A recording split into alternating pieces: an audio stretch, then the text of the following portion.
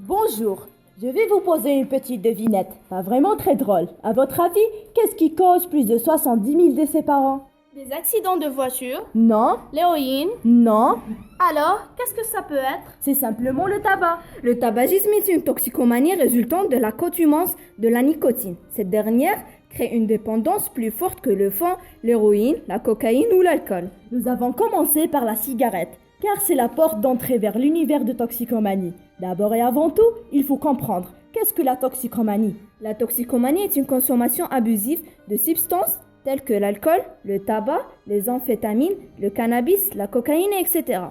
Elle agit sur la santé physique et mentale des individus, sur leur vie économique et sociale. Et la privation de certaines drogues déclenche un état de manque qui se manifeste par des douleurs insomnies, comme elle entraîne une sensation de malaise, d'angoisse, allant parfois jusqu'à la dépression.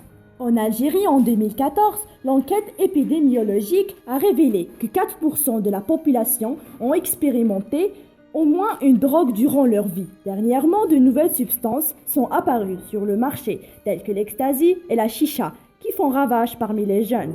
L'ecstasy est appelée la drogue de l'amour ou potion magique. Elle apporte une sensation de bien-être, mais c'est trop souvent la mort qu'elle sème. La chicha est devenue la nouvelle tendance, sachant qu'une séance d'une heure de narguilé correspond à l'inhalation de 200 cigarettes. Le tabagisme est la cause directe de 33% de tous les cancers. L'ecstasy provoque des maladies mentales, comme la schizophrénie ou la paranoïa. Elle entraîne des troubles cardiaques et même parfois au suicide. Les gens consomment de l'alcool ou des drogues pour toutes sortes de raisons. Entre autres, pour se détendre, recherche du plaisir ou suite à un échec scolaire, divorce des parents, au chômage aussi. Ces substances leur permettent de s'évader momentanément de la réalité. Personne ne veut devenir toxicomane ou alcoolique. Beaucoup de gens tombent dans le piège. Il est difficile de se distinguer les différents types d'usages car le passage de l'un à l'autre n'est souvent pas perçu par le consommateur. Il croit maîtriser sa consommation, mais c'est une illusion. On peut devenir dépendant d'un produit sans s'en rendre compte. La toxicomanie suit un cycle qui ressemble à cela. Et c'est ponctuel, l'individu cherche à explorer lui-même les effets de la substance à titre de curiosité. Par la suite, il augmente graduellement l'usage de la drogue qu'il a choisi. La consommation est souvent groupale pendant les loisirs. Et par là, l'usage devient abusif, recours aux produits quotidiennement. Ainsi, il est piégé. La drogue est actuellement l'un des principaux problèmes de la jeunesse algérienne. Elle est déjà préoccupante et s'aggravera à l'avenir si notre société ne réagit pas contre ce fléau.